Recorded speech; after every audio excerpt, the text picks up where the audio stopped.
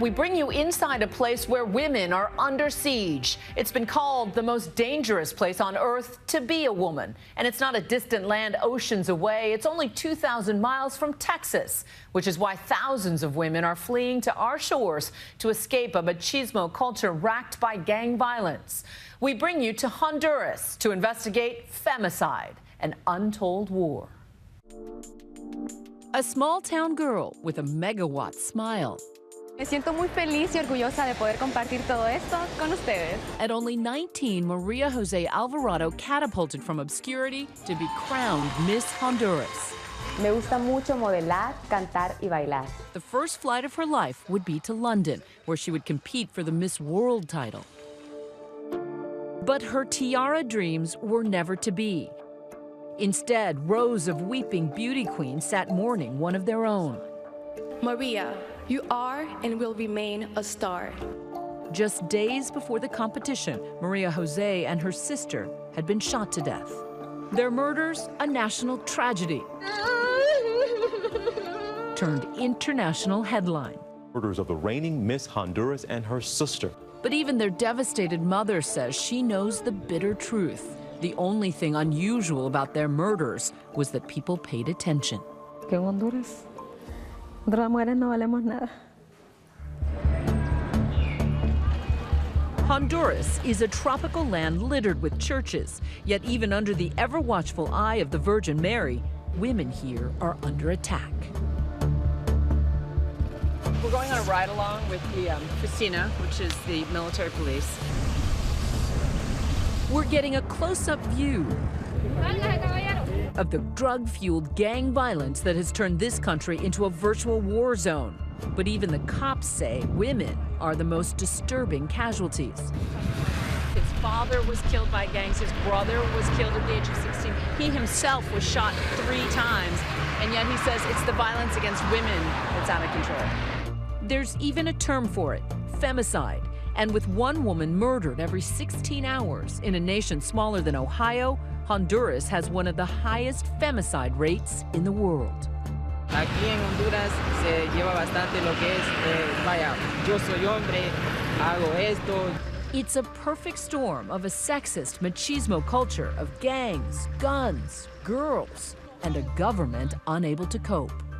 This is a part of town known for gang activity, but it's 10 o'clock in the morning, and this is a murder that happened in broad daylight, out in the open. You can see the body is sort of half covered right there. You can see his hand sticking out of the tarp. Just a short walk away, another crime scene. The kids seem unfazed by all this murder. They get used to it. Yo he visto como 30 muertos aquí en Honduras. Here, a man's power is often measured in bullets. Even in this idyllic town, where a young, bookish beauty queen became the country's most famous femicide victim. The night Maria Jose was killed, she tagged along to a party for her sister's boyfriend's birthday. That boyfriend, 32-year-old Plutarco Ruiz. Police believe he shot Sofia after a jealous argument and then turned his gun on her fleeing sister. Y les paró 12 impactos por la espalda. Excellent student. Yeah. Despite a slew of witnesses, police believe Ruiz then brazenly hid their bodies. They were found a week later in a shallow grave. Their oldest sister, Corey, was there. Yo quería pedirle a Dios que no fueran ellas. Their house, now a shrine, cobwebs on trophies, beautiful smiles frozen in time.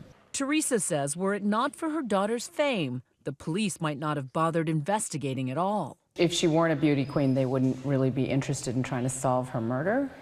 Sí, porque como el machismo aquí en Honduras, fueron 2 mujeres, si las mataron porque andaban en fiesta, me imagino que eso, pero no debe de ser así. Police charged Ruiz with the murders. He maintains his innocence, and now, nearly 3 years later, his trial is finally underway. In fact, a verdict is expected tomorrow.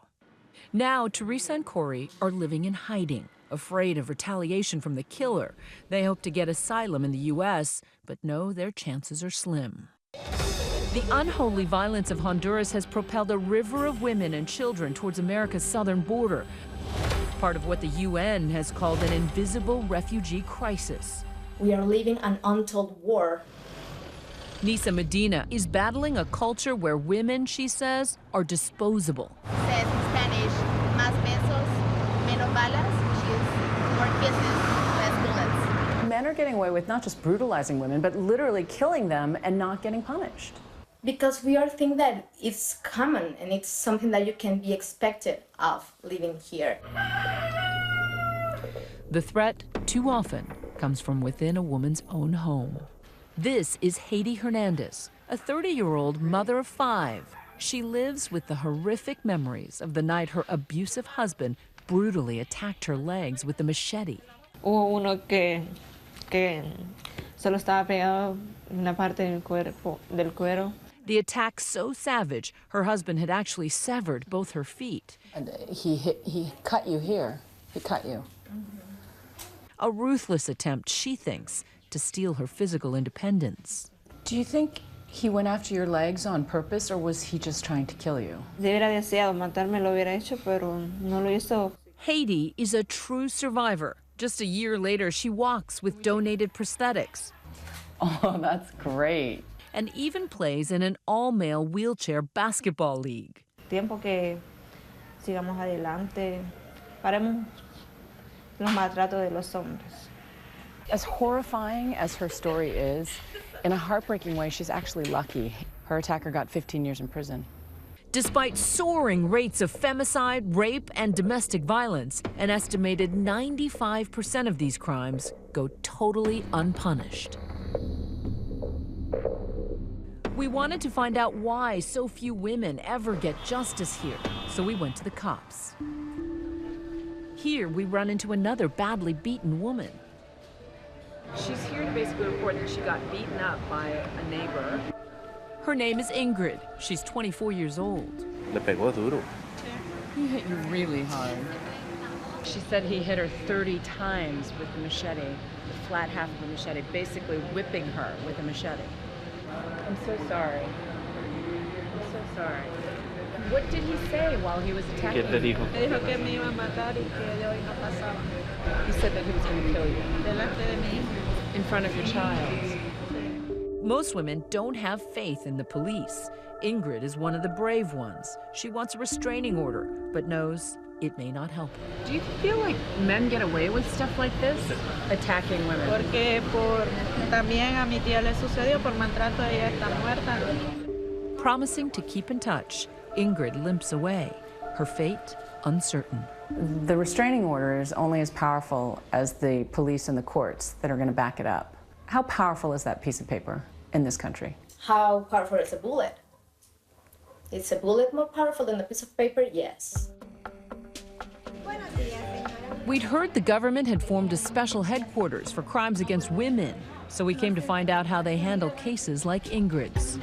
But after 3 hours of waiting, This is the point place for reporting domestic violence in a country where the numbers are off the charts, and yet there are less than a handful of people here reporting. we asked the women's DA, Maria Mercedes Bustelo, to explain. If women really believed that they could get justice here, wouldn't there be a line out the door? Lo que sienten las mujeres en Honduras es impotencia. She admits that filing a complaint can take weeks. Police lack basic resources. And there are places so dangerous, the cops can't even go in without military backup. De hecho, la violencia intrafamiliar que ocurre con parejas de personas que están en maras, ni siquiera pueden buscar ayuda a la policía porque eso significa su sentencia de muerte. What's crazy is here's a woman whose department is supposed to protect women, but she says, listen, if your boyfriend is beating you and he's a member of a gang, you're signing your own death warrant to go to police. Then we get a chance to see for ourselves what happens when the police do take action. Okay, we're riding with the police to deliver the restraining order. His wife is accusing him of punching her in the face and in the ribs. The plan is to deliver the order at the factory where he works.